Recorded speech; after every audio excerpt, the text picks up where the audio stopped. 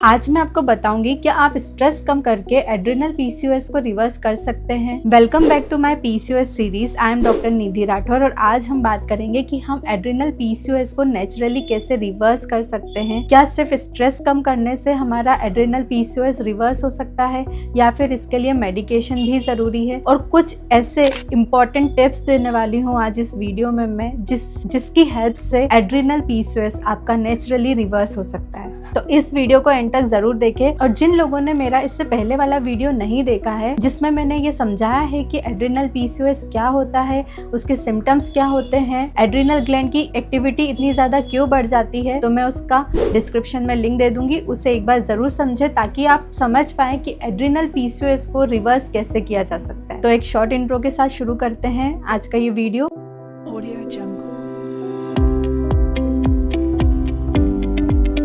Adrenal PCOS ovary में नहीं, adrenal gland में ज्यादा मेल हार्मोन बनने की वजह से होता है और इसका मेन कारण होता है क्रोनिक स्ट्रेस। और इसमें कॉर्टिसोल लेवल बहुत हाई हो जाता है, पीरियड्स कभी आता है कभी नहीं आता है, ओवर थिंकिंग रहती है, एंजाइटी रहती है, पैनिक अटैक्स आते हैं और साथ ही साथ नींद डिस्टर्ब हो जाती है। अब आता है क्या हम स्ट्रेस कम करके एड्रिनल पीसीओएस को रिवर्स कर सकते हैं? तो जी हाँ, हम एड्रिनल पीसीओएस को स्ट्रेस कम करके रिवर्स कर सकते हैं, लेकिन ये जो स्ट्रेस है हमें समझना पड़ेगा ये हमारे किन किन ऑर्गन को अफेक्ट कर रहा है। जब हम स्ट्रेस हार्मोन को पूरी तरह बैलेंस कर पाएंगे तब हम एड्रिनल पीसीओएस को रिवर्स कर सकते हैं। एड्रिनल पीसीओएस को ठीक करने के सबसे बेहतरीन तरीके शेयर करने वाली हूँ, तो इस वीडियो को एंड तक जरूर देखें। सबसे पहला तरीका डीप स्लीप। डीप स्लीप से हीलिंग अच्छी होती है। स्लीप ही एक ऐसी चीज है जो हमारे हार्मोन्स को बैलेंस करने में हेल्प करती है। तो रात को आपको 10:30 बजे के बाद नहीं जगना है, 10:30 बजे से पहले सोना जरूरी है ताकि आपकी जो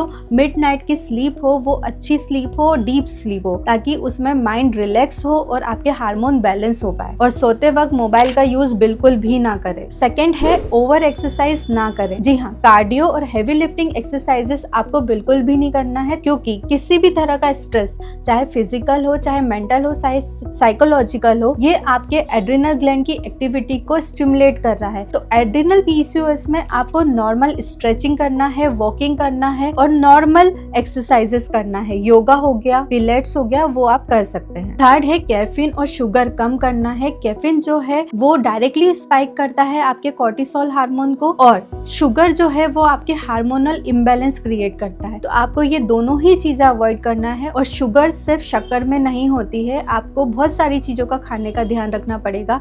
जैसे गेहूं की रोटी हो गई, उसको सही प्रोपोर्शन में ले, चावल हो गया, आलू हो गया, स्वीट पोटैटो हो गया, बहुत सारी चीजें हैं जिनमें शुगर रहता है। तो उन सारी चीजों को आपको सही प्रोपोर्शन में ही लेना है, उनका यूज ज्यादा नहीं करना है। फोर्थ है ब्रीदिंग और मेडिटेशन। जी हाँ, आपको रोज सुबह उठ के 15 मिनट ब्रीदिंग एक्सरसाइज करना है ताकि जो मॉर्निंग है वो काम माइंड से स्टार्ट हो। और साथ ही साथ आपको मेडिटेशन जरूर करना है, चाहे आपकी ओवर थिंकिंग के कितने भी विचार आ रहे हो, लेकिन आपको मेडिटेट करके बैठना है, आंख बंद करके बैठना है ताकि आपका माइंड थोड़े समय के लिए काम हो पाए। और फिफ्थ, जो आजकल हम बिल्कुल फॉलो नहीं कर पाते हैं, वो है एक प्रॉपर रूटीन। सही समय पे सोना, सही समय पे खाना और सही समय पे उठना। एक प्रॉपर रूटीन होना चाहिए आपका, तभी जाके आप अपने हार्मोन्स को पूरी तरह बैलेंस कर पाओगे। And the last one, emotional load release करो, इमोशनल ट्रॉमा रिलीज करो। ओवर थिंकिंग से बचो, रिलेशनशिप ट्रॉमा, पास्ट ट्रॉमा से डील करना सीखो, क्योंकि ये सारी चीजें, ये सारा स्ट्रेस आपकी पीसीओएस से डायरेक्टली कनेक्टेड है। तो आपको इन चीजों से डील करना सीखना पड़ेगा, इन चीजों से डील करते हुए आगे बढ़ना सीखना पड़ेगा। मेरे क्लिनिक में कई ऐसे केसेस आते हैं, इवन टीनेजर्स में भी मुझे ये देखने को मिला है कि उनके पीरियड्स आगे पीछे आते हैं लेकिन उनकी रिपोर्ट सारी नॉर्मल है। तो ये एक सबसे बहुत बड़ा कारण है स्ट्रेस।